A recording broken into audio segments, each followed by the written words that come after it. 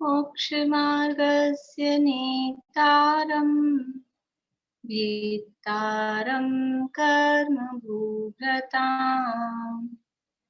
ज्ञातारं विश्वतत्त्वानां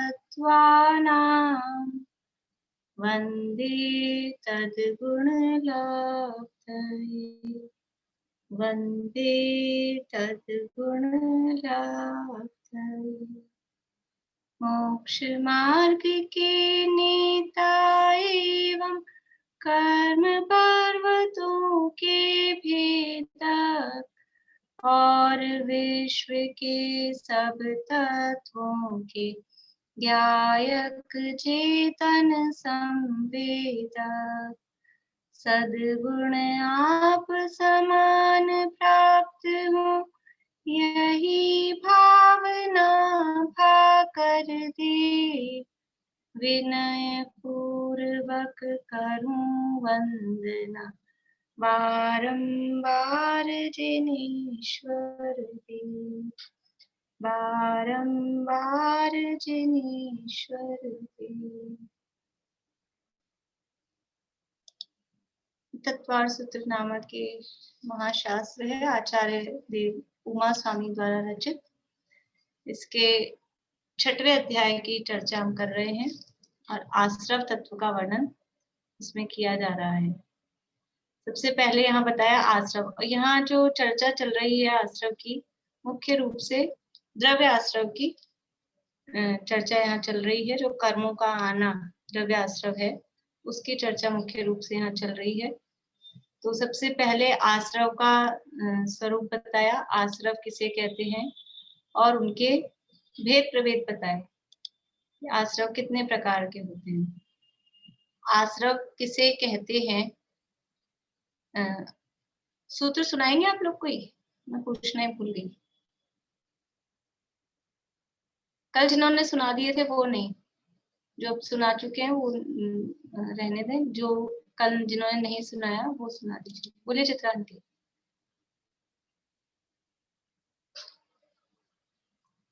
आप अनम्यूट करिए। 4-5 सूत्र तो हुए हैं अभी। हाँ हाँ, यही सुनाने हैं क्या बस? हाँ हाँ, तो ये तो सुना सकते हैं।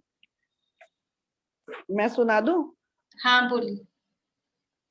काय वांग मन है कर्म योग है, से आश्रव है, शुभ पुण्य से शुभ पापस्य कषाया कषायो सांप्रयिकेर्या पथ्यो इंद्रिय केर्या पथ्यो इंद्रिय कषाया व्रत क्रिया पंच चतु पंच पंचविंशति संख्या पूर्वस्य भेदा। अच्छा, आगे वाला भी हो गया ना छठा। 3 मंथ, ये थोड़ी सुनाना छठा।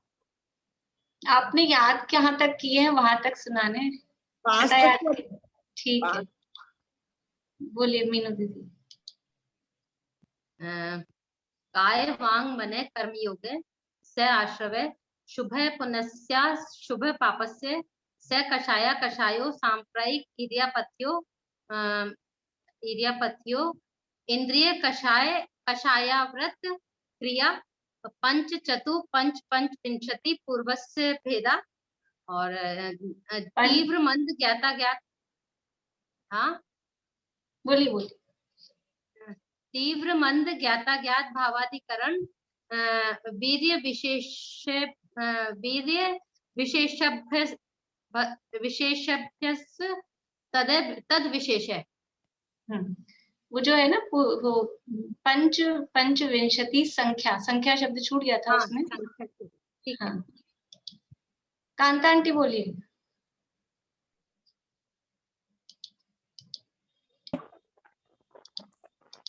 काय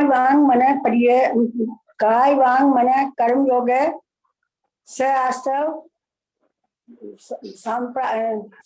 शुभ पुण्य शुभ पापस्य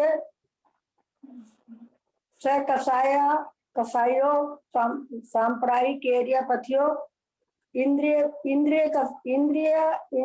कषाया व्रत क्रिया पंच चतुर पंच पंचविंशति संख्या पूर्वस्य भेदा। बढ़िया, बहुत बढ़िया। कांता आंटी इतनी मेहनत करते हैं, याद करते हैं, मतलब हम लोगों को सबको प्रेरणा लेनी चाहिए। बहुत बढ़िया है, बहुत अच्छा लगता है। बोलिए दीपिका जी। काय वांग मनः कर्म योगः स आश्रवः शुभः पुण्यस्य शुभः पापस्य स कषाया कषायो सांपरायि क्रियापतियो इंद्रिय कषायावत् क्रियाः पंच पंचविंशति संख्या पूर्वस्य भेदाः तीव्र मंद ज्ञाता ज्ञात भावाधिकरण वीर विशेषेभ्य तद विशेष। बढ़िया। मधु जी। काय वांग मन कर्म योग स आश्रव शुभ पुण्यस्य शुभ पापस्य स कषाया कषायो संपारी केरिया पत्यो इंद्रिय कषाया व्रत क्रिया पंच विंशति संख्या पूर्वस्य भेदा ती मंद ज्ञाता ज्ञाता भावाधिकरण वीर्य विशेषेभ्यः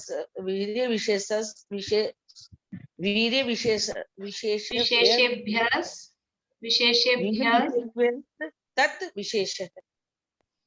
ठीक है, रश्मि जी बोलिए। काय वांग मन कर्म योग से आश्रव है शुभ पुण्यस्य शुभ पापस्य से कषाया कषायो सांप्रायि क्रियापथयो इंद्रिय कषाया व्रत क्रिया पंचविंशति संख्या पूर्वस्य भेदा तीव्र मन ज्ञाता ज्ञात भावाधिकरण वीर्य विशेषेभ्य तद विशेष है। ठीक है, अनिका आंटी और फिर बेला भाभी से सुनेंगे, बस अब इतना ही सुनेंगे फिर आज। काय वांग मन कर्म योग से आश्रय शुभ पुण्यस्य शुभ पापस्य संप्रायिके पत्यो स कषाय कषायो स कषाय कषायो और सांप्रायिक एरिया पथियो इंद्रिय कषाय एवृत क्रिया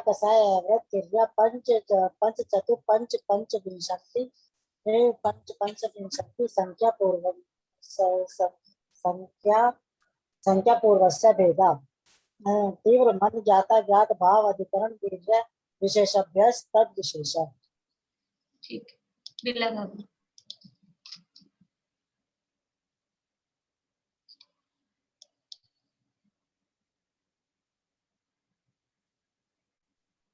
काय वांग मन कर्म योग है स आश्रव शुभ पुण्य से शुभ पाप से स कषाया कषायो सांप्रायिक क्रिया वत्यो इंद्रिय कषाया व्रत क्रिया पंचविंशति संख्या पूर्वस्य भेदा तीव्र मंद ज्ञाता ज्ञात भावाधिकरण वीर विशेष तद विशेष।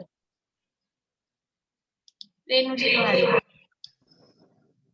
काय वांग मन कर्म योग है स आश्रव शुभ पुण्यस्य शुभ पापस्य स कषाया कषायो क्रियापतियो सांप्रायिक क्रियापतियो इंद्रिय कषाया व्रत क्रिया पंचविंशति संख्या पूर्वस्य भेदा फिर है तीव्र मंद ज्ञाता ज्ञात भावा साधनाधिकरण वीर्य विशेषाभ्यास तद्विशेष अधिकरणम जीवा जीवा। ठीक है, बढ़िया। थोड़ा सा ये जो कल सूत्र अपन ने बोला था उसमें थोड़ी थोड़ी वही प्रॉब्लम, एक्चुअल में क्या है, वो सूत्र है पूरा एक ही लाइन में, वो पूरी एक ही वाक्य है, लेकिन यहाँ बुक में क्योंकि जगह नहीं थी तो आधा उसका पोर्शन नीचे लिखा है, आधा मतलब 3 अक्षर नीचे लिखे हैं। विशेषेभ्यस्त तक तो ऊपर आ गया और फिर वो 3 अक्षर नीचे हैं, लेकिन वो सब हैं इकट्ठे। डैश का मतलब ये होता है कि कंटिन्यू है, तो विशेषेभ्यस्त नहीं है शब्द, विशेषेभ्यः, या तो विशेषेभ्यः बोलें विसर्ग लगा के बोलें और तद विशेषः, या फिर विशेषेभ्यस् तद विशेषः। ऐसा बोले थोड़ा सा बोलने में, वरना वो विशेषभ्यस्त और फिर द विशेष्य कुछ शब्द नहीं बनता है इसलिए। तो कल हमने देखा था ये यहाँ आश्रव के जो स्वामी की अपेक्षा से जो आश्रव के भेद थे, सांप्रदायिक आश्रव और इरियापथ आश्रव। तो सांप्रदायिक आश्रव के 39 भेदों के बाद में फिर ये प्रश्न स्वाभाविक ही है कि ये सब क्या सबको एक सा ही आश्रव होगा? आश्रव में कुछ डिफरेंस नहीं पड़ेगा क्या? ये जो भी काम कर रहे हैं ये काम तो होते ही रहते हैं। तो फिर उसका समाधान दिया कि आश्रव में भेद पड़ता है, डिफरेंस होता है। किस बात से डिफरेंस होता है? कि तीव्र भाव, मंद भाव, ज्ञात भाव, अज्ञात भाव, अधिकरण और वीर्य की विशेषता से, यानी अधिकरण क्या है और वीर्य कैसा है, उनके डिफरेंस से आश्रव में भी डिफरेंस पड़ता है, आश्रव में भेद हो जाता है। तो यहाँ तीव्र भाव, मंद भाव, ज्ञात भाव, अज्ञात भाव ये तो सरल है, समझ में आ जाते हैं। अधिकरण शब्द आया था कि अधिकरण क्या? अधिकरण का अर्थ है आधार, और भी सरल शब्दों में हम कहें तो निमित्त। किस निमित्त के माध्यम से वो काम किया जा रहा है, तो अधिकरण का अर्थ हम निमित्त कर सकते हैं। यदि भी अधिकरण का अर्थ निमित्त नहीं होता है, अधिकरण का अर्थ आधार होता है, लेकिन यहाँ अपने प्रकरण में हम उसको निमित्त के जैसा यूज में ले सकते हैं, निमित्त अर्थ उसका कर सकते हैं। तो ये जो अधिकरण की बात थी कि अधिकरण को क्या है, हमको अधिकरण समझ में नहीं आए, अधिकरण क्या चीज है, तो उसको आचार्य देव 3 सूत्रों में अधिकरण की बात को बता रहे हैं। सबसे पहला है 7 नंबर का सूत्र।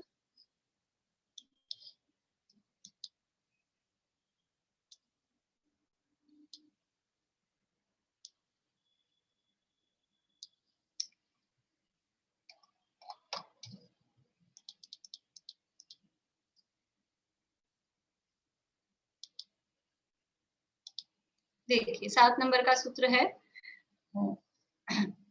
आश्रव भाव में होने वाली विशेषताओं की चर्चा के उपरांत अब आश्रव के अधिकरणों की चर्चा करते हैं, जो इस प्रकार है। सबसे पहले बता रहे हैं अधिकरण कौन कौन से हैं।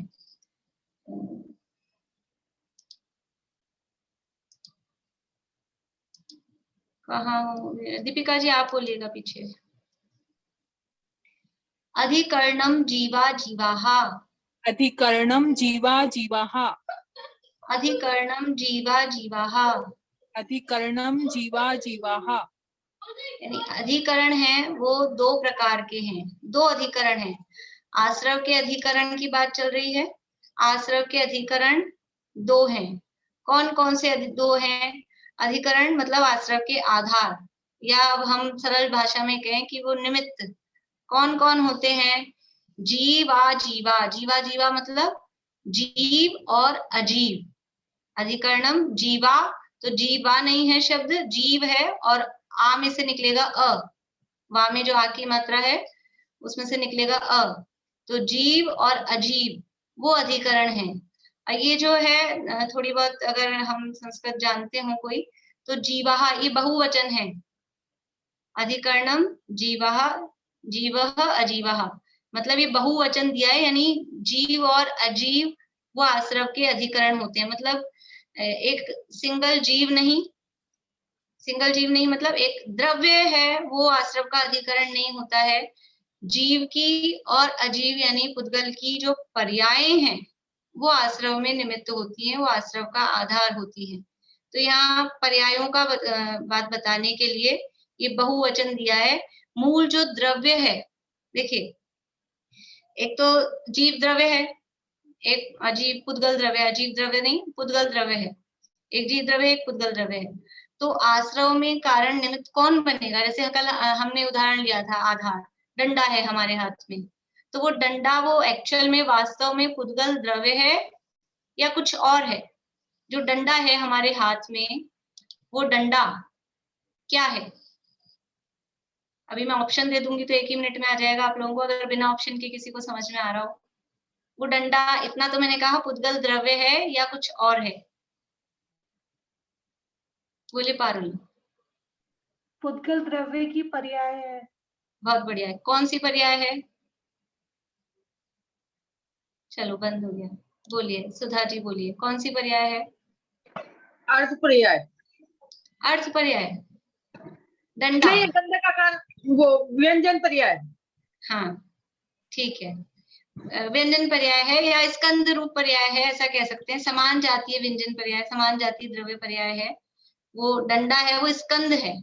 सरल शब्दों में कहें तो डंडा है। अर्थ पर्याय व्यंजन पर्याय में अभी अपन नहीं जाए मान लो, तो हम वो डंडा स्कंद है ना, वो पुद्गल द्रव्य तो नहीं डंडा पूरा का पूरा एक, वो बहुत सारे पुद्गल द्रव्य यानी परमाणु उसमें लगे हुए हैं, तो वो उसकी स्कंद रूप पर्याय है।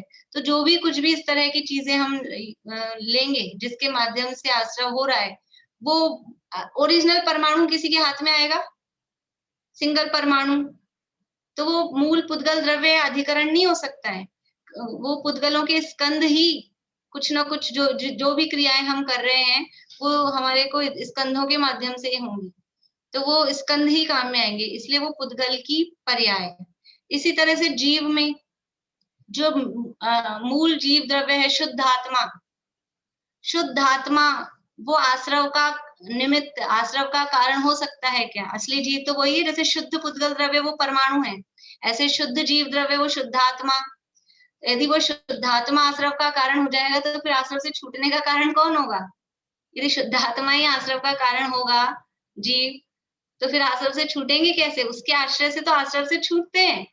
इसलिए मूल जो जीव शुद्ध द्रव्य है वो आश्रव का कारण नहीं बनेगा, तो फिर आश्रव का कारण क्या बनेगा कि जीव की भी ऐसी पर्याय, ये जो असमान जातीय हैं, विभाव पर्याय जीव की हैं, नार की हो, देव हो, या फिर अर्थ पर्यायों में भी देखें तो कुमति ज्ञान है, कुश्रुत ज्ञान है, इस तरह की विभाव पर्याय हैं, वो आश्रव में कारण बनेंगी।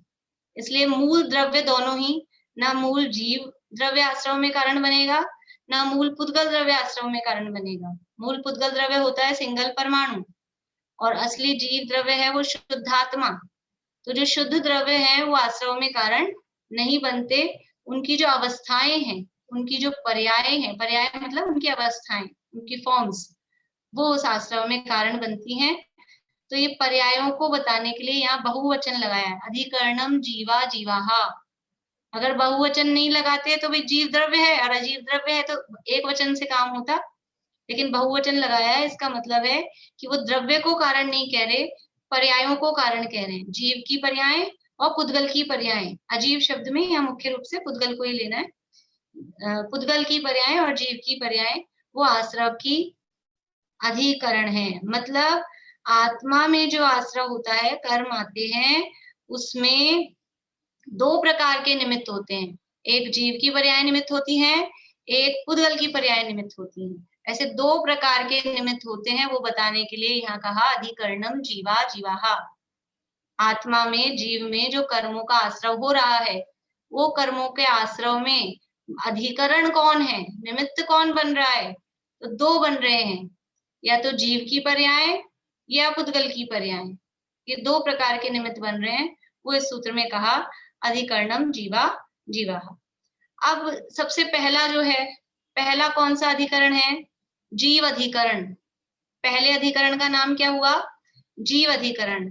तो वो जीव अधिकरण क्या है या कितने प्रकार का है, ये क्वेश्चन होगा ऑटोमेटिकली कि आपने दो प्रकार के बता दिए। ये तो आप लोगों की बंद है आवाज, नहीं तो तुरंत कोई बोल देता कि जीव अधिकरण क्या होता है, अजीव अधिकरण क्या होता है, ऐसे प्रश्न आए ऑटोमेटिक, मतलब है ही, स्वाभाविक ही है।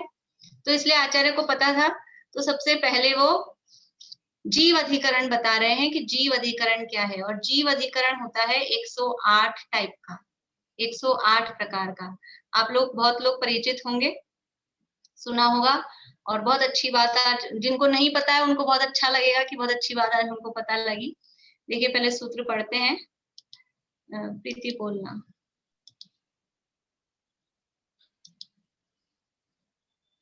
आद्यम संरंभ समारंभारंभ, आद्यम संरंभ समारंभारंभ, योग कृत कारितानुमत, योग कृत कारितानुमत, कषाय विशेषेस, कषाय विशेषेस, त्रि त्रि त्रिश चतुश्चैक्षः, त्रि त्रिस त्रिस त्रिस चतुश्चैकशः।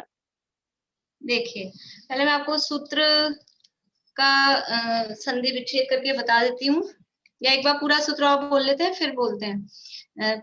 आद्यम समरंभ समारंभ आरंभ योग कृत कारितानुमत कषाय विशेषे त्रिस त्रिस त्रिस चतुश्चैकशः।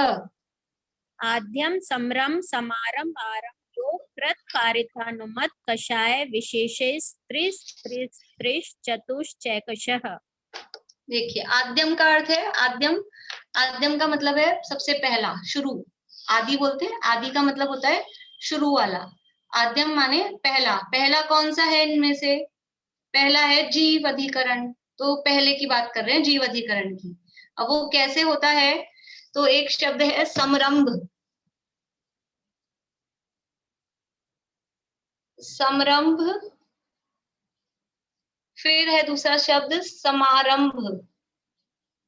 ठीक है, ये समरंभ आप लोग जिनको नहीं पढ़ना आता है तो ऐसे अपनी बुक में ऐसे अंडरलाइन कर सकते हैं, यहाँ तक का एक शब्द है, फिर ये दूसरा शब्द है, ऐसे समरंभ समारंभ। अब इसी में आ की मात्रा लगी हुई है, भारंभ ऐसा लिखा हुआ है, तो ये भारंभ नहीं है, इसमें से निकलेगा आ। इसमें से क्या निकलेगा? आ। तो ये शब्द है आरंभ। समरंभ समारंभ आरंभ शब्द ये हैं तीनों, इनकी संधि कर दी, इनको जोड़ दिया तो समरंभ समारंभ भारंभ इकट्ठा होके ऐसा बन गया। लेकिन हमको आ की प्रोनाउंसिएशन आनी चाहिए, हम बोलते हैं तो उसमें हमको आरंभ शब्द ख्याल में आना चाहिए। तो आद्यम समरंभ समारंभ भारंभ, हम भ पे जोड़ देंगे तो आ निकलता है उसमें से, भारंभ आरंभ ऐसा। फिर उसके बाद में अगला शब्द है योग। ठीक है, योग सबको समझ पता है, अभी तो योग अपन पीछे पढ़ के आए हैं, अभी करेंगे चर्चा। योग, इसके बाद में है कृत, ये योग एक शब्द हो गया, फिर है कृत, फिर कारित, ये दूसरा शब्द है कृत कारित, और कारित में ही ता में फिर आ की मात्रा लगी हुई है, तो ये कारिता नहीं है, इसमें से निकलेगा अ, और क्या बनेगा? अनुमत। समरंभ समारंभ आरंभ योग कृत कारित अनुमत, और जोड़ के बोलेंगे इनको तो कृत कारितानुमत, संधि करके बोलेंगे तो कृत कारितानुमत, लेकिन शब्द क्या है? कृत कारित अनुमत। फिर आगे है कषाय, कषाय तो सरल है, सीधा है। विशेष है, लिख दूं, नीचे लिख रहा है आप लोगों को, लिख रहा है देखो, विशेष है, कषाय विशेष है, यानी कषाय की विशेषता से ये विशेष है, ये विसर्ग है यहाँ पर। और फिर उसके बाद में शब्द है त्रिही, फिर शब्द है त्रिही, फिर त्रिही, 3 बार त्रिही त्रिही त्रिही शब्द है। तो ये जो विसर्ग है ना, यहाँ भी विसर्ग है, यहाँ भी विसर्ग है, यहाँ भी विसर्ग है। विसर्ग समझ में आता है? ये अह की मात्रा, अ आ इ ई उ ए ऐ ओ औ अंग अह, ये अह होता है, वो विसर्ग होता है। ठीक है ना, विसर्ग बन जाता है। प्रातः, ये विसर्ग होता है, इसमें अह की साउंड आती है इससे। तो ये अह की जो मात्रा है, जब इनकी संधि करते हैं, इनको जोड़ देते हैं, इन सबको जोड़ेंगे तो ये विसर्ग है, विसर्ग का बन जाएगा आधा स, जो पिछले वाले सूत्र में भी अपन ने देखा था, वो विशेष वीर्य विशेषेभ्यस, तो वो स विसर्ग का बना है उसमें भी। तो ये जो आधा स दिख रहा है ना, ये स्त्री शब्द नहीं है। यहाँ जो आपको सूत्र में देखिए विशेषे के बाद में आप लोग ऐसा पढ़ेंगे, पढ़ते अगर अभी मैं बिना बोले पढ़वाती आपको, तो विशेषे सीधा सीधा ऐसे ही दिख रहा है हमको, विशेषे स्त्री स्त्री स्त्री, स्त्रियां नहीं है इसमें, 3 स्त्रियां नहीं है, स्त्री एक भी नहीं है। विशेषे त्रि त्रि त्रि, विशेषे त्रिस त्रिस त्रिस, त्रि के बाद में स बोलना है, ठीक है ना, स्त्री नहीं बोलना है। विशेषे त्रिस त्रिस त्रिस, फिर उसके बाद में है चतुहु, चतुहु, चतुहु, फिर च, फिर है च के बाद में एक शह, ये है पूरे शब्द। आद्यम, आद्यम यानी पहला, फिर समरंभ समारंभारंभ योग कृत कारितानुमत, तो कारिता है, ता में से अ निकलेगा, कारित अनुमत, कषाय विशेषेस, त्रिस त्रिस त्रिस, चतुष चतुः, चतुः है ना, इसमें भी फिर से बन गया यहाँ पर, च एक क्षय, तो इन सबको भी जोड़ के ये च पे बन गई एक ही मात्रा। ये चैक क्षय दिख रहा है आपको, ऐसा लिखा होगा चैक शहर, ऐसा दिख रहा है आपको, तो ये च पे एक ही मात्रा है, ये एक ही मात्रा इधर चली गई। तो मूल शब्द ये है, जिनको संधि सहित नहीं पढ़ा जा रहा है वो अलग से ऐसा शब्द लिख लें, संधि विच्छेद करके बोलें, जिनसे नहीं बोला जाता है संधि सहित।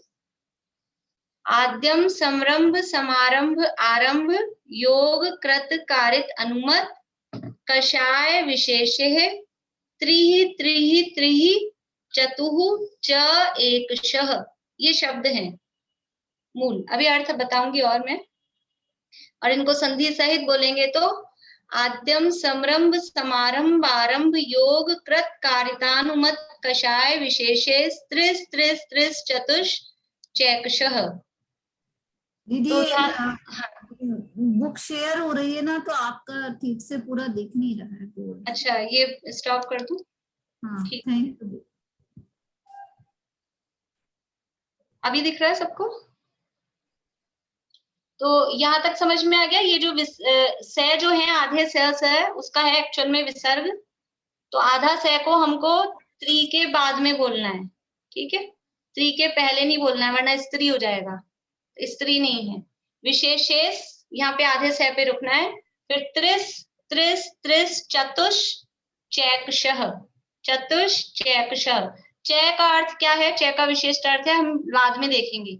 चय का अर्थ अभी पूरा अर्थ करने के बाद में लास्ट में बताऊंगी। एक शय का अर्थ होता है परस्पर में, एक शय मतलब इनको आपस में लगाना है।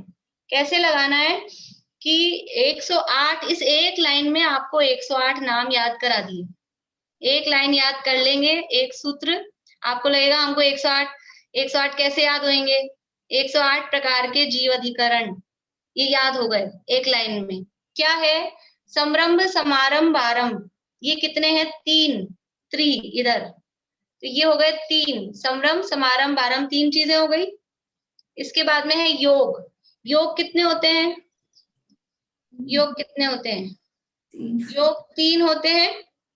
कौन कौन से 3 होते हैं, मन वचन और काय, ये 3 योग होते हैं। नमहु त्रियोग संभारिके, तो योग कहलाते हैं 3, मन वचन और काय, तो ये योग भी हो गए 3, ये 3 ये 3।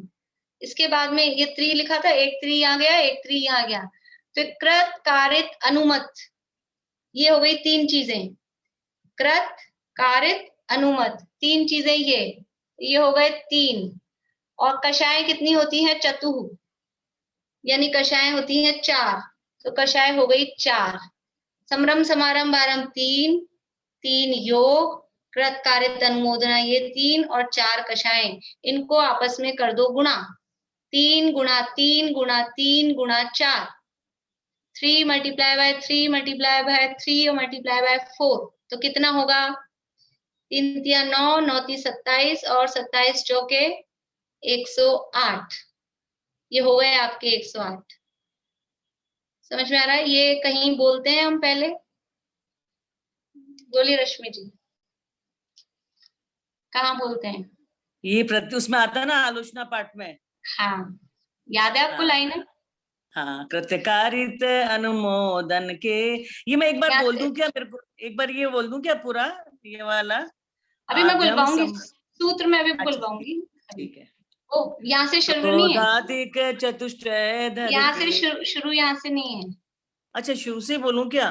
नहीं मतलब ये बात बोलिए बिना भाभी, कृत्यकारित अनुमोदन, नहीं बिना भाभी बोलिए।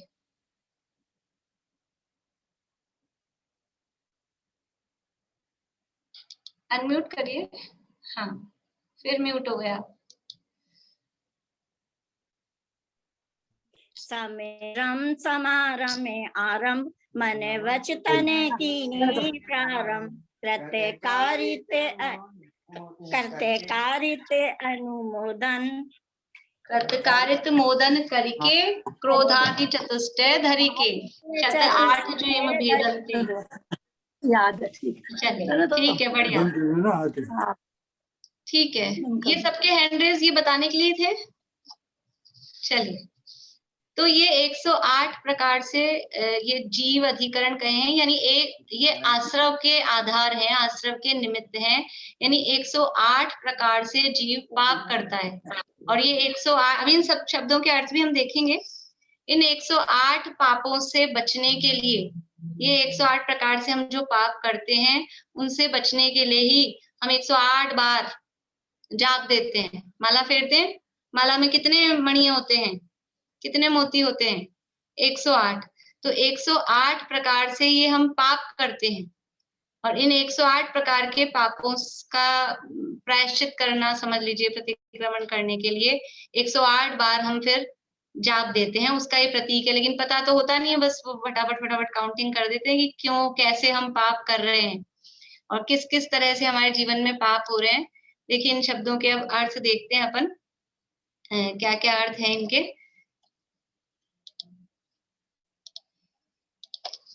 देखिए, संरंभ यहीं से पढ़ लेते हैं, या दिए हैं सरल सरल अर्थ। अभी अपन ने 2 सूत्र पढ़े, 2 सूत्रों के जितना अर्थ अपन यहाँ से पढ़ते हैं।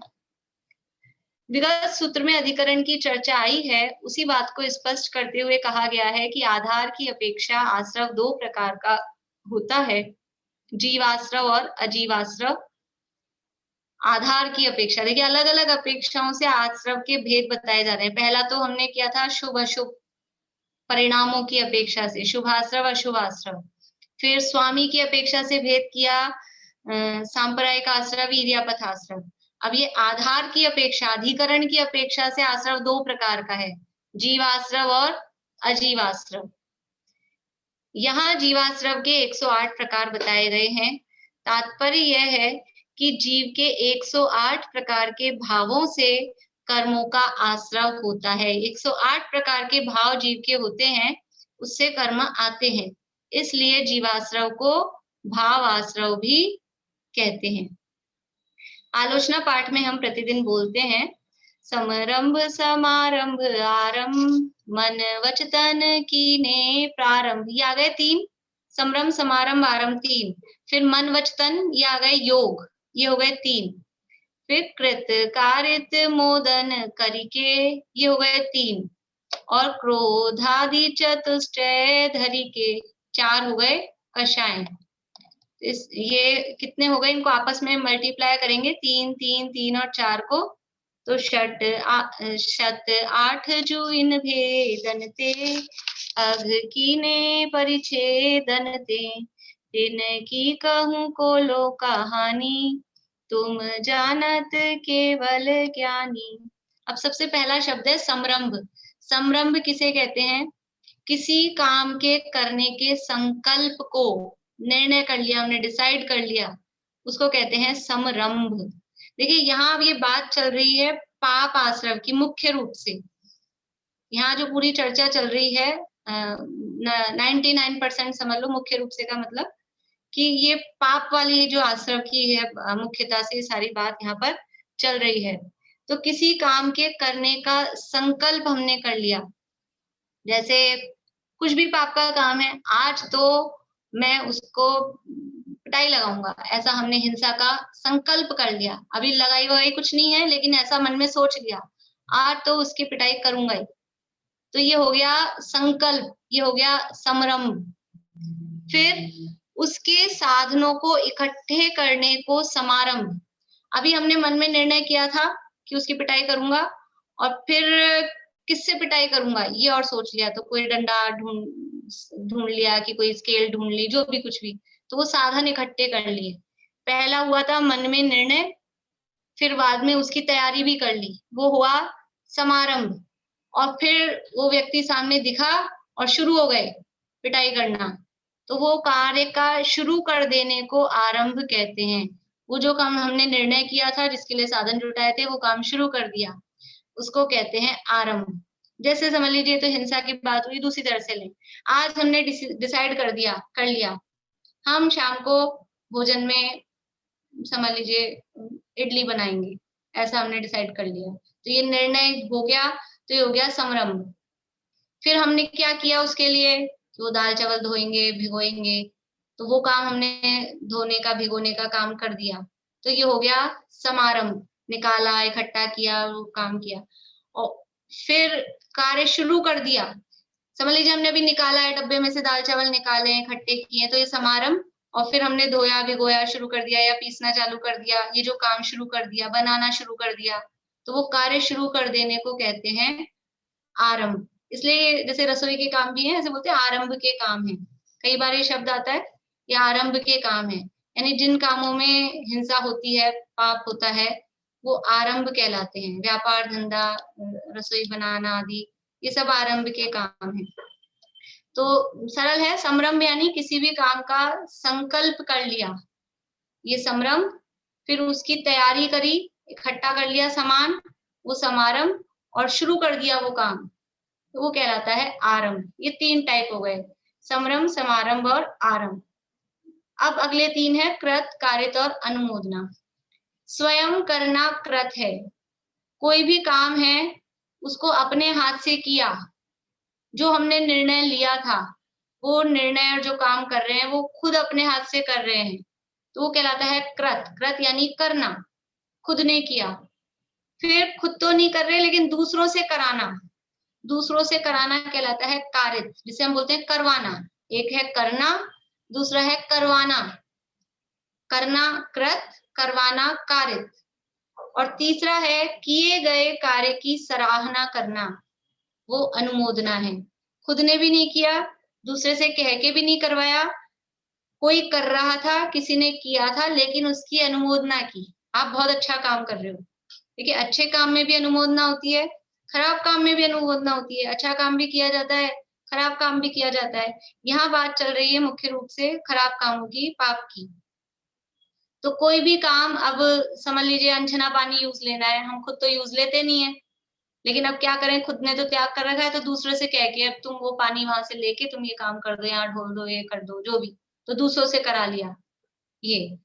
और एक खुद ने ही अनछना पानी काम में ले लिया, एक तो ये कृत, दूसरे से करा दिया वो कारित। और ना खुद ने किया है, ना खुद ने कहा है दूसरे को करने को, लेकिन किसी ने अनछने पानी का यूज में लिया, तो ये सोचिए अच्छा काम किया, जिन्होंने धुलाई कर दी, बहुत गंदगी हो रही थी और ये सारा पानी से इन्होंने धुलाई कर दी, तो अच्छा रहा। तो ये क्या हो गई, उसकी अनुमोदना। अभी इनमें पाप कैसे कैसे लगता है, किस तरह से लगता है, अभी देखते हैं। तो शब्द बता रहे हैं, 3 शब्द हो गए, कृत, कारित और अनुमोदना। अब है 3 योग, मन से करना, वचन से करना, वचन से कहना, और काया से, शरीर से करना, ये कृत में हुआ। इसी तरह से मन से कराने की भावना, वचनों से कराने की भावना, या शरीर के एक्सप्रेशन से, हाव भाव से, इशारों से वो दूसरे को करवाना, ऐसा। और अनुमोदना भी इसी तरह से, शरीर से ताली बजा दी, अनुमोदना की, अपना अंगूठा दिखा दिया, लाइक कर दिया, ये शरीर से अनुमोदना। और शरीर से करना और शरीर से करवाना, दूसरे से कह कह के करवाया, या दूसरे के साथ में लग लग के करवाया, ऐसे करो, तो ये शरीर से। तो ये सारे काम मन से भी होते हैं, वचन से भी होते हैं और काय से भी होते हैं। खुद भी करते हैं, दूसरे से भी करवाते हैं, और करे हुए की अनुमोदना भी करते हैं, और उनका संकल्प भी करते हैं, सामग्री भी इकट्ठी करते हैं, और फिर काम शुरू भी कर देते हैं। ये 3 टाइप के काम ये सब करते हैं।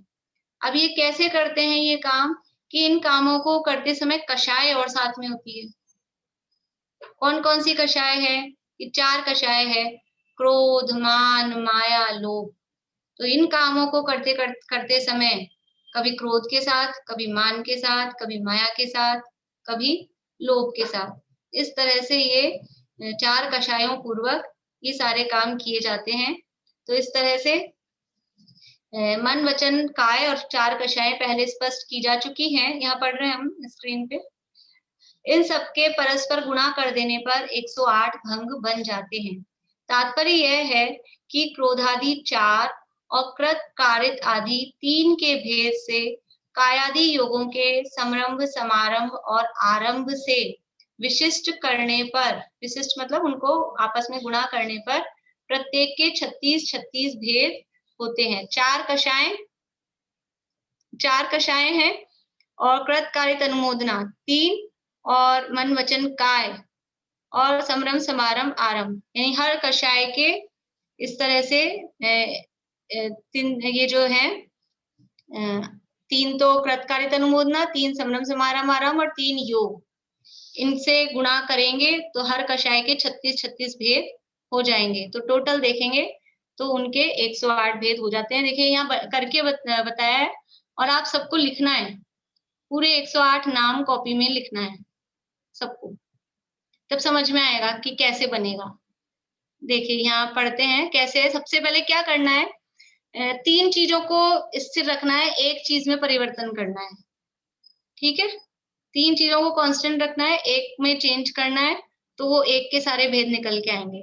यहाँ पढ़ते हैं, फिर मैं आपको बताती हूँ भी कैसे करना है। क्रोध, कृत, काय, समरंभ। ठीक है, कृत लिया, कृत कारित अनुमोदना में से सबसे पहले कषाय में से क्रोध ले ली, फिर कृत कारित अनुमोदना में से कृत ले लिया, मन वचन काय में से काय ले लिया और समरम समारंभ आरंभ में से समरम ले लिया। एक एक चीज चारों में से ले ली। अब अगला क्या बनाया, मान, कृत, काय, समरम। तो यहाँ जो पहला क्रोध था उसकी जगह यहाँ क्या कर दिया, मान बदल दिया। बाकी तीनों क्या है, वही कृत, काय, समरम। यानी कि जो शरीर के माध्यम से क्रोध को स्वयं करने का निर्णय, इसका अर्थ क्या हुआ, समझ में आ रहा है आप लोगों को? समरंभ का अर्थ है निर्णय लेना, संकल्प करना। काय यानी शरीर, कृत यानी खुद करना और क्रोध यानी क्रोध कषाय। तो अपने शरीर के माध्यम से क्रोध करने का निर्णय, वो खुद क्रोध करने का, ये हमने पहले संकल्प कर लिया, ये क्रोध, कृत, काय, समरंभ। फिर मान, कृत, काय, समरम, अपने शरीर के माध्यम से मान करने का हमने निर्णय लिया है, अभी संकल्प किया है, तो मान, कृत, काय, समरम। ठीक है, फिर माया, कृत, काय, समरम, फिर लोभ, कृत, काय, समरम। ये चारों कषाय के कृत, काय, समरम हो गए। अब वापस से इधर कषाय वही आएगी क्रोध, और कृत को चेंज करके कर देंगे कारित। क्रोध कारित काय समरम, मान कारित काय समरम, माया कारित काय समरम, लोभ कारित काय समरम। फिर वापस क्रोध लेंगे और कारित की जगह कर देंगे अनुमत। क्रोध अनुमत काय समरम, मान अनुमत काय समरम, माया अनुमत काय समरम और लोभ अनुमत काय समरम। ये 12 प्रकार के यहाँ बना के बताए। अब क्या करना है, 13वां नंबर पे क्या आएगा, क्या करेंगे, ये सब क्या थे यहाँ पर, ये सारे समरंभ के थे, है ना, और काय के थे। तो अभी अपन काय की जगह वचन को लेंगे, क्रोध, कृत, वचन, समरंभ। बस यहाँ काय की जगह सब में वचन करना है, वो पूरे 12 बन जाएंगे। फिर अगला लेंगे तो वचन की जगह मन ले लेंगे, क्रोध, कृत, वचन, समरंभ। ऐसा समझ में आ रहा है आप लोगों को? समझ में किस किस को समझ में नहीं आ रहा, बहुत लोगों को नहीं आया होगा।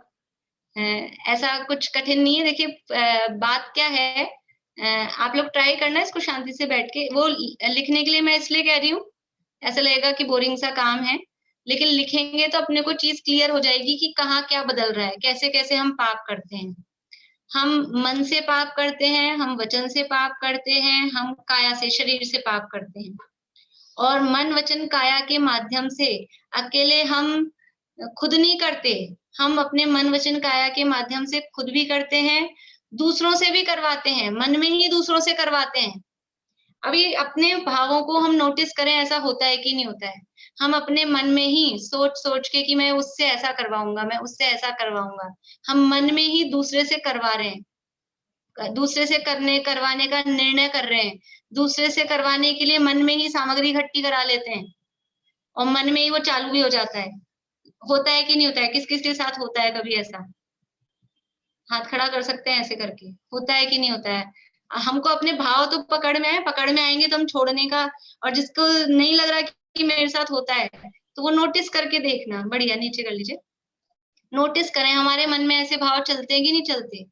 हम मन में ही दूसरे के भावों की अनुमोदना करते हैं, अच्छे की तो अभी यहाँ बात नहीं, अभी तो सब ज्यादातर 90% काम भी सब पाप के ही चलते रहते हैं। तो मन में सोच सोच कर ही फिर हम शब्दों से करते हैं कि नहीं करते हैं अनुमोदना। हम शब्दों से यानी कि समारंभ भी करते हैं, शब्दों से समारंभ भी करते हैं, इकट्ठा कर लो, और फिर शब्दों से काम चालू भी कर देते हैं। इस तरह से कैसे कैसे हम पाप करते हैं। और यहाँ जितना पाप करने का है, इसमें पाप में कोई फर्क नहीं है, ये आश्रव के अधिकरण बताए हैं। लेकिन ऐसा इसमें से कुछ ऐसा कहा है कि संरंभ में तो कम पाप लगता है, आरंभ में ज्यादा पाप लगता है, कृत में ज्यादा पाप लगता है, अनुमोदना में कम पाप लगता है, ऐसा कुछ भी नहीं कहा। ये सब इन सब के माध्यम से कर्मों का आश्रव होता है। और जितना आश्रव, जितना पाप खुद करने में लग रहा है, उतना ही बराबर का पाप दूसरों से करवाने में लग रहा है, और किसी ने किया तो उसकी अनुमोदना करने में लग रहा है। जितना पाप समारंभ में लग रहा है, उतना ही पाप समारंभ में लग रहा है, उतना ही आरंभ में लग रहा है। यानी ऐसा नहीं है कि हमने करवाया तो हमको कम पाप लगा, और हमने किया तो हमको ज्यादा पाप लगा। अनुमोदना का भी बराबर पूरा का पूरा पाप लगता है। ये यहाँ इससे मतलब ये हमको सीखने की बात है। बोलिए कविता। जय जिनेन्द्र, मैं ये पूछ रही थी, जैसे हम तो 24 घंटे ही पाप करते हैं, मतलब अपनी चलता ही रहता है, पुण्य तो बहुत थोड़ा सा आता है, तो हम इसको रोकेंगे कैसे? किस तरह से रोक पाएंगे हम इसको? पहले हम उसको वॉच करने की कोशिश करें, हम पहले देखने की कोशिश करें, हमको समझ में आए कहाँ कहाँ पाप हो रहा है। तो ये समझ में आएगा तो जहाँ हो रहा होगा अपन खुद सावधान होंगे कि नहीं ये गलत काम है, नहीं करना है, तो रुकेगा। कभी कभी दिन में शुभ भाव भी आते हैं यथा योग्य, लेकिन बुद्धिपूर्वक ज्यादातर तो पाप ही पाप ज्यादा आते हैं, परिणाम यही चलते हैं। तो हमको पता होगा कि अब जैसे हमको पता लग गया, मान लो कुछ बहुत लोगों को पता है, बहुत लोगों को आज ही पता लगा कि अनुमोदना मतलब बस जो काम हो रहा है हम उसमें ताली बजा देते हैं, खुश हो रहे हैं, ताली बजा रहे हैं, बहुत बढ़िया, ऐसा हमने कह दिया, ये उसकी अनुमोदना हो गई। इतना ही नहीं, हम ताली भी नहीं बजा रहे, लेकिन हमारी वहां प्रेजेंस है, हम वहां खड़े भी हैं। जैसे समझ लीजिए रावण जल रहा है दशहरे के दिन, तो हम तो ताली भी नहीं बजाते, हम तो कुछ नहीं, लेकिन हम तो वहां खड़े रहते हैं, बस खड़े हो जाते हैं जाके। ये क्या है? आप वहां खड़े हो गए, वो आपकी अनुमोदना है, वो अनुमोदना है। तो वो जो रावण जला के वो जो पाप, एक सैनी पंचेंद्रिय जीव की हिंसा, वो आपने ना रावण खुद बनाया है, ना किया है, ना आपने बनवाया है, लेकिन बस टीवी में रावण जलता हुआ देख के और बस देख रहे हैं। वो देखना भी वो उसकी अनुमोदना है, नहीं देखना, ये अनुमोदना का भी उतना ही पाप है। और रावण दहन के लिए या होली दहन के लिए वो रुपया मांगने आते हैं ना, होली के लिए चंदा, रावण बनाने के लिए चंदा, तो वो हमने अगर उसमें चंदा दिया है तो वो हमारी कारित वाली उसमें वो हो गया है, हमने करवाया है, हमने पैसा दिया उसमें, तो वो उसमें हमको पाप उतना ही लगता है। लेकिन तो हमारे भाव तो मिनटों में चेंज हो जाते हैं। एक सेकंड में हमें किसी ने कुछ बोला और एकदम से गुस्सा आ गया, यार हम तो सही होते हुए भी सामने वाला हमें गलत बोल रहा है, तो फिर इस समय हम कैसे रोक पाएंगे? कंट्रोल ही नहीं होता वो। उस समय तो आएगा, अभी हमारी भूमिका ऐसी नहीं है कि हमको गुस्सा नहीं आएगा, उस समय तो आएगा, लेकिन उसकी वो कितनी देर तक रहता है उसमें भी कमी आएगी।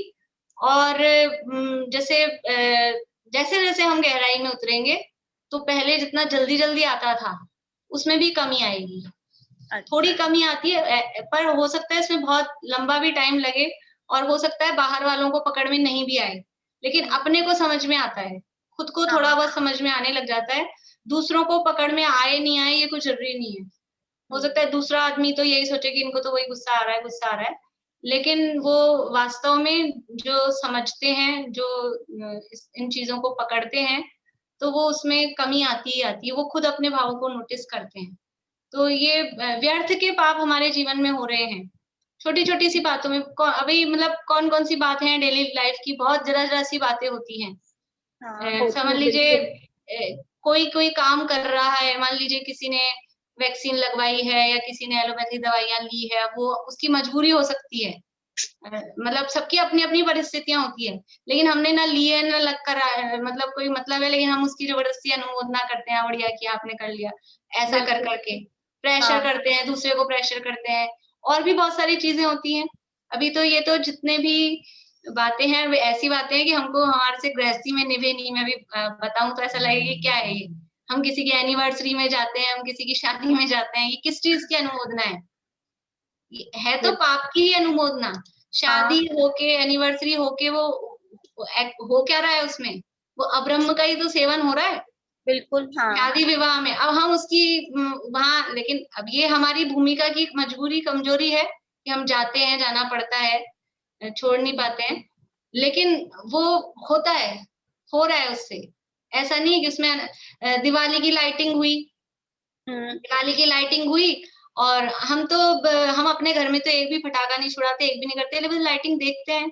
आप वहां लाइटिंग देखने जा रहे हो, इसका मतलब क्या है कि वो लाइटिंग की हमने अनुमोदना की। इतने जो अग्निकाय के जीव लाइटिंग में जले मरे, वो सबकी अनुमोदना हमारी। जहाँ भी जो भी लाइटिंग हो रही है, कहीं फूलों का डेकोरेशन हो रहा है, कहीं दूसरी जगह आतिशबाजी हो रही है, हम उसको देख रहे हैं, ये सब उनकी देखने में ही, खड़े रहने में ही वो अनुमोदना है। हम 99% पाप हम खुद करते नहीं हैं, हम करवाते भी नहीं हैं, हम अनुमोदना कर करके ही। और अभी तो इतने फ्री के साधन मिल गए हमको पाप कमाने के लिए, ये टीवी है और ये जो भी चीजें हैं, आपको रियल में कुछ नहीं करना है, सब अपने आप उसमें हो रहा है। लेकिन वो सारी जितने भी अभी तो क्या करें, सबके घर में यही हाल है। लेकिन ये जो भी हिंसक वाले मोबाइल गेम होते हैं, वीडियो गेम, ये जो भी होते हैं गेम वेम, इसमें किसी जीव की हिंसा हो रही है, वो गेम खेलने में मर रहा है, बहुत मतलब बहुत ज्यादा पाप लगता है, लेकिन नहीं समझ में आता है। अपने यहाँ तो एक कहानी है आटे के मुर्गे वाली। हाँ बिल्कुल। आटे का मुर्गा बना के भी उसकी बलि चढ़ाई, तो भी कितने कितने योनियों में, कितने टाइम तक वो त्रियंश योनियों में घूमते रहे दोनों माँ बेटी। हाँ बिल्कुल। इसलिए बहुत ये अनुमोदना का जो पाप है, बहुत ही सावधानी रखने वाली बात है इसमें। Thank you. भाभी मोबाइल पे कोई वीडियो देखना वो भी अनुमोदना में आएगा? आएगा, बिल्कुल आएगा। और आप मोबाइल पे ही कोई धार्मिक और वो करो, वो तो वो धार्मिक कार्य की अनुमोदना हो रही है, वो शुभ आश्रय हो रहा है। अभी तो यहाँ पाप की मुख्यता है, इसलिए मैं पाप वाले उदाहरण दे रही हूँ आपको क्योंकि यहाँ पाप आश्रय की बात चल रही है। आप जो करोगे, जिस चीज को आप धार्मिक कार्यक्रम देख रहे हो, वहाँ मोबाइल में भगवान के अभिषेक दिखाए जा रहे हैं और वहाँ आप उसी तरह से भक्ति भाव से खुश हो रहे हो, तो वो आपकी उसकी पुण्य की मतलब पुण्य शुभाश्रय हो रहा है, उसकी अनुमोदना हो रही है। और किसी को मारा जा रहा है, कैसे कैसे भाव होते पिक्चर देख के, वो विलेन के सामने हीरो वो बंदूक तान के खड़ा है और डायलॉग मारे जा रहा है, तो हमको कैसे भाव आते हैं, चलाना, चला क्यों नहीं रहा, अभी वो फिर से कुछ और करेगा, ऐसे भाव आते कि नहीं आते हैं?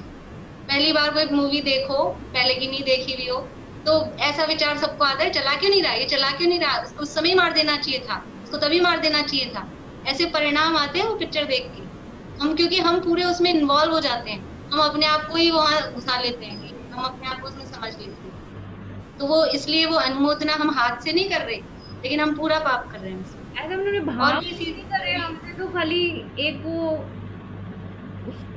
पॉइंट ऑफ टाइम पे देखा खाली, लेकिन हमने अरे भाव ऐसे थोड़ी है कि हाँ वो मर जाए या ऐसा कुछ होते हैं, अंदर से होते हैं। और देखो दूसरी बात ये है कि यदि आप वो देख रहे हो, तो अभी तो सब समझते हैं कि वो जितने ज्यादा उनकी वो टीवी चैनल्स की भी रेटिंग चलती है, ये वाला चैनल ज्यादा देखा जा रहा है, ये वाला सीरियल ज्यादा देखा जा रहा है, तो आप उसको देखकर ही आप कह रहे हो हमारे भाव नहीं हो रहे उस तरह के, हम तो बस चला के छोड़ दिया हमने तो, लेकिन आप उनकी रेटिंग बढ़ा रहे हो, उससे उनको प्रोत्साहन मिल रहा है, मतलब आप उनकी अनुमोदना कर रहे हो इनडायरेक्टली, तो वो और बना रहे हैं और चला रहे हैं, इसी तरह के काम कर रहे हैं, क्योंकि उनकी रेटिंग बढ़ रही है तो उनको प्रोत्साहन मिलता है।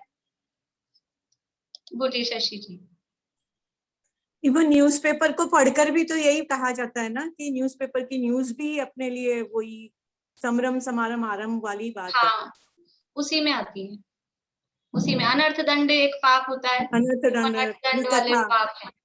अनर्थ दंड के मतलब व्यर्थ, अनर्थ दंड का मतलब है बिना बात ही दंड मिलता है, बिना प्रयोजन पाप करते हैं, बिना प्रयोजन, कोई मतलब नहीं है, हमारा कुछ फायदा नहीं हो रहा है, लेकिन फिर भी बैठे बैठे फ्री का पाप कमाए जाते हैं। राजकथा, विकथा, राजकथा, ये सब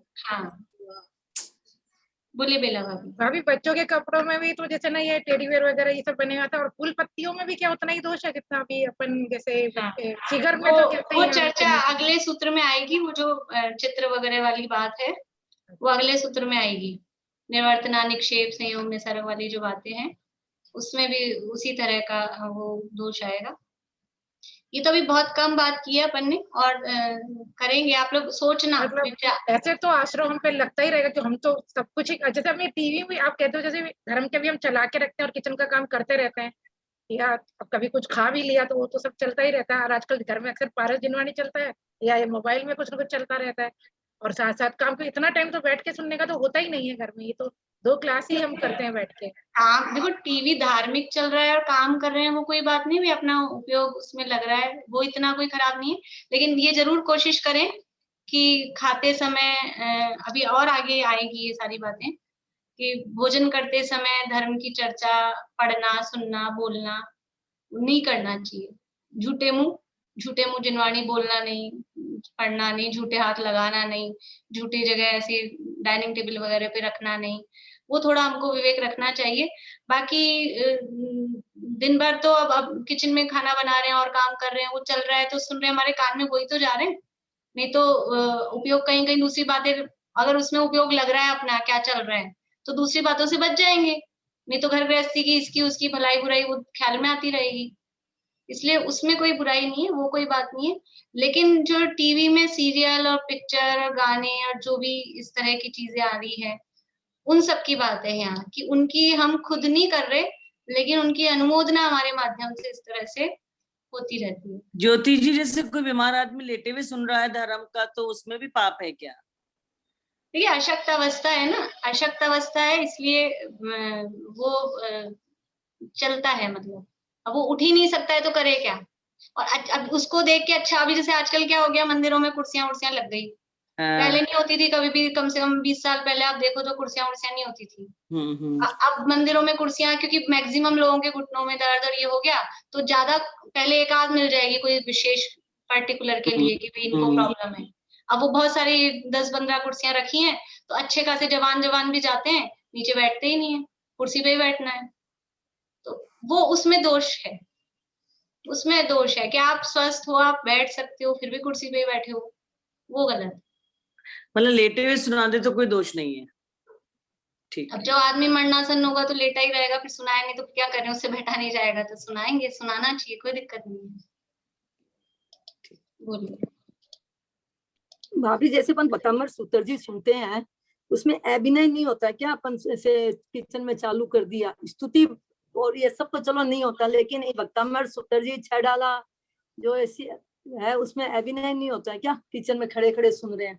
देखिए, अभिनय है, मैं वो निषेध नहीं कर रही हूँ, लेकिन 2 बातें हैं कि एक कम पाप लग रहा है, एक ज्यादा पाप लग रहा है। 2 चीजें अपने पास, यदि हम वो नहीं चला रहे, नहीं सुन रहे जो भी धर्म की चीज है, तो फिर हम इतने परिपक्व हों, हम खाली बैठे बैठे ही अपना काम करते करते चिंतन कर सकें, तो वो तो मुझे लगता नहीं है कि कोई 1-8% ही होगी अपने आप ही कोई चिंतन करता रहे।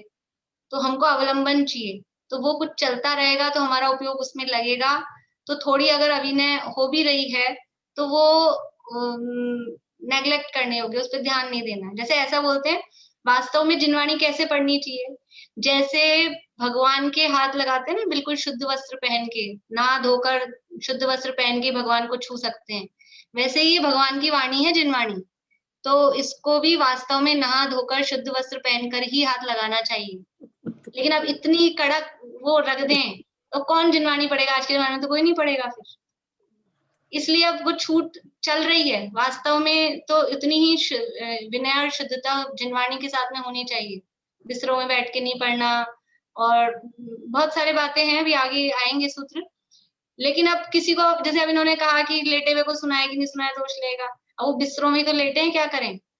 अब खुद बिस्तरों में है, मान लो खुद पढ़ना चाह रहा है, बिस्तरों से उठ नहीं रहा है, तो ठीक है, अब उनको लाभ हो रहा है, उसका उनका उपयोग बदल रहा है, तो उसकी छूट देते हैं उस हिसाब से। दोष है, दोष का ज्ञान भी है कि वो गलत है, लेकिन दोष लगा के हमको फायदा ज्यादा हो रहा है, तो फायदा ज्यादा हो रहा है तो फिर चलाते हैं उसको। बोलिए रश्मि जी। अभी प्रकरण ऐसे है कि आप प्रश्न खत्म ही नहीं होंगे। बोलिए। जैसे मंदिर से जाते आते टाइम बोलते हैं कि ना अपने पाठ करते रहना चाहिए, नहीं करते रहना, पर कुछ लोग कहते हैं कि नहीं, जाते टाइम रास्ते में अगर आप पाठ कर रहे हैं तो उसमें दोष लगता है, माला फेर रहे हैं तो दोष लगता है, तो क्या इसमें दोष लगता है? कोई दोष नहीं है, कोई दोष नहीं है। मतलब रास्ते में अगर जितना समय है अगर हम अपना यूटिलाइज कर रहे तो हैं तो उसमें इतना अच्छा पाठ टाइम है, रास्ते में आप इधर उधर नहीं तो इसको देखोगे उसको देखोगे, रास्ते में क्या दिखेगा फिर? अपने नीचे चारा जमीन देख के चलो और पाठ करते रहो, इससे बढ़िया बात ही कुछ और नहीं है। कोई दिक्कत नहीं है। कोई दिक्कत नहीं है, गाड़ी में बैठे हैं कहीं यात्रा कर रहे हैं, रास्ते में आप माला पाठ कर सकते हैं, कोई दिक्कत नहीं है। बोलिए ज्योति जी। दीदी मैंने ऐसे ना 24 तो लिख लिए। ऐसे तो उसको ना चार्ट बना के लिखा है, तो बस और नहीं लिखूं, 24 तो हो गए। मुझे समझ आ गया कैसे लिखना है, मतलब मैंने ऐसे लिखा है।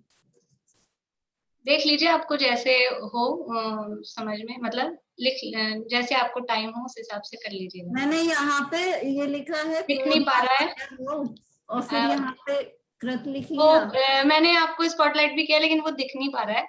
हाँ मैं तो फोटो भेज दूंगी। ठीक है। हाँ मतलब अभी तो 24 ही लिखे हैं, बट वैसे ही मतलब तो और नहीं लिख रही हूँ, पेपर बेसिक होगा, समझ आ गया है। आशांति बोलिए। हाँ मैं ये पूछ रही थी, जैसे अपन मोबाइल पे प्रवचन सुनते हैं तो वो बेड पे बैठ के सुनते हैं या लेट के सुन लेते हैं, तो उसमें भी दोष है ना? बात वही है कि दोष तो है, लेकिन अगर आपसे अब ऐसा नहीं होता है बिल्कुल कि जैसे हम मंदिर में बैठ के सीधे बैठ के प्रवचन सुनते हैं वैसे आपसे नहीं होता है, पर ये जरूर है कि सावधान रहें, नींद नहीं आ जाए। इसलिए नहीं चला लें कि चलता रहेगा, फिर नींद आएगी, जब आ जाएगी फिर नींद आ भी जाती है। नहीं वो सुनते सुनते आ भी जाती है, तो फिर उसमें दोष ज्यादा लगेगा। मतलब आप ऐसे लेट के सुन रहे हैं तो भी चलो ठीक है, थकान हो गई है, लेट के सुन रहे हैं। लेकिन वो कई बार ऐसा होता है सुनते सुनते प्रवचन आधा ही रह जाता है और नींद आ जाती है, वो प्रवचन चलता रहता है। तो आप जागृत रहें, आप ये देखें मुझे नींद आने लगी है तो प्रवचन बंद कर दें। वो हमको थोड़ा ध्यान रखना चाहिए, वरना तो वो ऑटो स्टॉप उसमें हो जाता है तो ये तो बंद हो ही जाएगा, बंद सो जाएंगे। नींद की गोली नहीं है प्रवचन। ये बहुत बार होता है, जैसे गोदा जी वगैरह के प्रवचन सुनते हैं संजय, इनके तो बहुत बार होता है। फिर बैठ के सुनिए, फिर बैठ के सुनिए कि मुझे नींद आ जाएगी तो फिर बैठ के सुनिए। दीदी अपन कुछ पढ़ रहे हैं और पढ़ते जैसे सोने लेट जाते हैं ना, तो पढ़ रहे हैं, मैं तो मतलब नॉर्मली ऐसे लेटे लेटे तो फिर नींद लग गई, तो वो तो कुछ नहीं है ना, जैसे कुछ रिवाइज कर रहे हैं और करते वो कोई बात, वो अलग बात है। पर प्रवचन तो हमने चलाया है बुद्धि मतलब उस तरह से, और वैसे हम रिवाइज कर रहे हैं फिर नींद आ गई, वो एक अलग बात है। वो रजनी भाभी साहब ने बोला था कि वो रास्ते में बोले नहीं बोले, उससे मुझे ना तो डॉक्टर अभय कुमार जी साहब की बात याद आ गई। वो बोलते थे कि मैं साइकिल पे अपने घर से जाते थे स्कूल, तो मैंने 6 डाला उस साइकिल पे याद करी थी पूरी। बिल्कुल, मैं तो चला के पैदल इसलिए जाती हूँ कि मेरे द्रव्य संग्रह की पूरी गाथाएं 38 हो जाती हैं एक बार मैं स्मारक जाती हूँ जब तक। अच्छा। तो अच्छा लगता है, बोलते हैं, कोई दिक्कत नहीं, कोई दिक्कत नहीं। आप चप्पल जूते पहने रहते हैं, अगर पैदल चल रहे हैं लोग, बाग वॉकिंग करते करते भी है ना करते हैं, स्वाध्याय कर लेते हैं। देखिए हमारा उद्देश्य वो चप्पल जूते पे हमारा वो ध्यान नहीं, हमारा उद्देश्य फिर हम इतने अगर वो लगा देंगे ना उसमें बाउंडेशन ऐसा बांध देंगे तो हम कर ही नहीं पाएंगे कुछ भी। फिर वही बात कि आप नहा धो के शुद्ध वस्त्र पहन के जिनवाणी छुओ, तो आप कब छुओगे? क्योंकि सुबह नहाते ही तो काम पे लगना है, तो नहा धो के तो तभी बैठते हैं, उसके बाद दिन भर भी अशुद्ध हो जाते हैं हम। फिर हम अब अभी तो मेरे कपड़े ऐसे हैं तो हम जिनवाणी नहीं छुएंगे, अभी मेरे कपड़े ऐसे हैं फिर मैं जिनवाणी नहीं छूंगी, मैं गद्दे पे बैठ गई तो फिर मैं। इसलिए वास्तव में जो सिद्धांत शास्त्र वगैरह हैं वो तो इसीलिए चटाई लगा के बैठने के लिए कहते हैं, गद्दे वगैरह पे भी बैठना है लेटना है तो चटाई लगा के बैठे। लेकिन बहुत ज्यादा यदि हम बाधाएं ऐसा डाल देंगे तो फिर हम कर ही नहीं पाएंगे, क्योंकि हमारा अभी हीन सहनन है, पंचम काल है, इतने हमारे में उत्साह भी नहीं है, इतनी हमारे में शक्ति तो फिर भी कहें कि हो सकती है, लेकिन हमको इतना पुरुषार्थ करते नहीं है। कौन करेगा इतना? घर में बैठे मिल रहा है तो भी उसमें भी लोग वीडियो बंद करके लेटे रहे, तो यही नहीं होता है, उसी में नहीं होता है।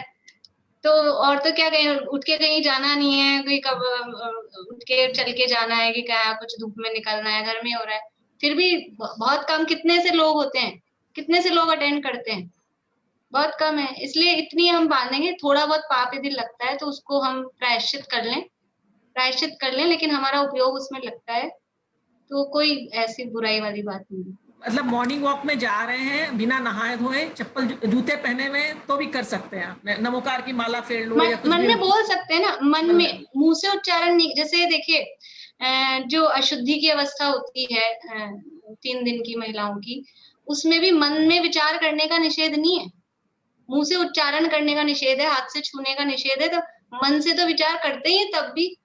तो आप मन में आप बोल रहे हो, मन में चल रहा है, तो क्या दिक्कत है? जूते चप्पल आप अपवित्र हो या पवित्र जो नमोकार को ध्याता है, फिर तो ऐसे अपवित्र दशा चल ही रहती है। तो मान लो चप्पल जूते पहने हुए और एक्सीडेंट हो जाए और उसी समय आप मरने वाले हो कि मैं तो नमोकार मंत्र नहीं बोल सकती, मैंने चप्पल पहन रखी है, फिर क्या होगा? मरते मरते नमोकार मंत्र भी नहीं बोलेंगे तो कैसे परिणाम होंगे? बोलेंगे कि नहीं बोलेंगे मरते मरते नमोकार मंत्र? इसलिए इतनी कोई वो नहीं है बात। और ये मोबाइल में जो सारे रहते हैं सूत्र जी, पाठ, फोटोज, और उसके बाद वो पीरियड्स में भी छूते हैं, खाते खाते भी करते हैं, तो क्या वो सही है? उसके लिए मैं क्या एक लिंक डाल दूंगी, बहुत चला था, अभी प्रवीण जी ने चलाई थी, बातें बहुत वो हैं, जिससे जितना जैसा हो, जिसको देखिए एक अपना वो ध्यान रखना कि हमको जिस काम में लाभ होता है, हमारा उपयोग लगता है, हमको लाभ होता है, और थोड़ा बहुत यदि उसमें दोष है लेकिन हमको लाभ ज्यादा लग रहा है, तो फिर हम उसको अपनाते हैं।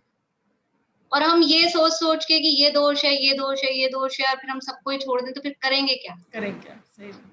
क्योंकि हमारी भूमिका में ऐसे मुनि तो है नहीं हम कि बस बैठ के ध्यान कर रहे हैं। मुनि राजों को भी शास्त्र का अवलंबन कहा है, शास्त्र है उनके भी अवलंबन, इसलिए वो जितना जैसा हो सके उस हिसाब से करना चाहिए। बोलिए संजू जी।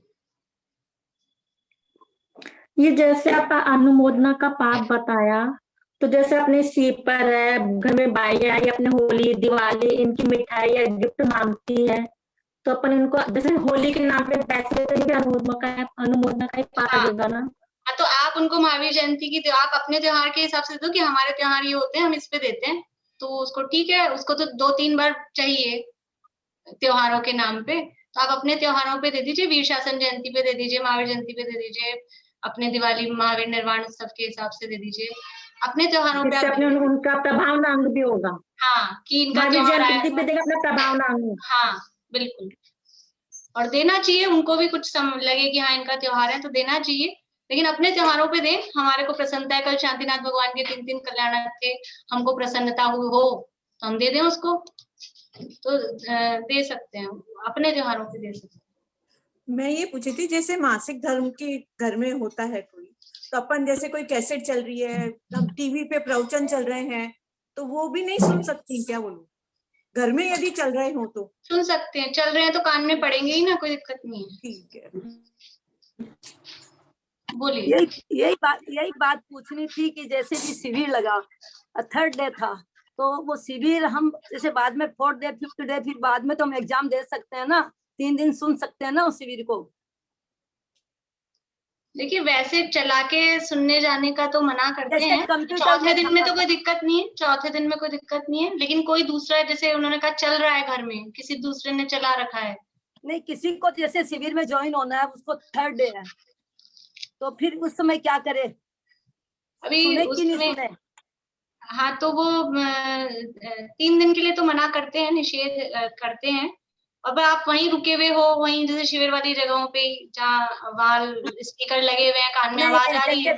जैसे अभी घर पे थे, शिविर था, तो उस समय जैसे मेरी बहू को करना था, तो 3rd डे था, तो सुने कि नहीं सुने शिविर में? तो उसमें थोड़ा अलग अलग ही डिपेंड करता है, सबका अपनी अपनी फिजिकल पोजीशन पे भी डिपेंड करता है कैसा क्या है, लेकिन 3 दिन के लिए वैसे मना करते हैं, 3 दिन नहीं सुनना चाहिए, चौथे दिन से सुन सकते हैं।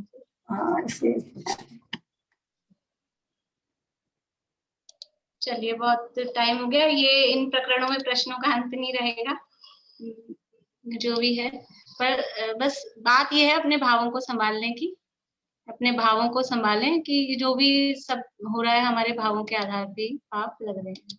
जिनवाणी स्तुति बोलते हैं, सूत्र मैं कल बुलवाऊंगी आप लोगों से, आप लोग प्रैक्टिस कर लीजिएगा, कर सकें तो घर पे।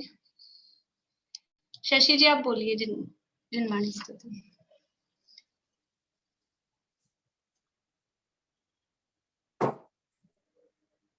मन हर मदन तन वरण सुवरण सुमन सुमन समाने ही धन धान्य पूरित संपदा अगणित कुबेर समान थी उर्वशी सी अंगनाएं संगिनी संसार की श्री कुंतु जिन तृण समत जीली राह भव दधि पार की राह भव दधि पार की।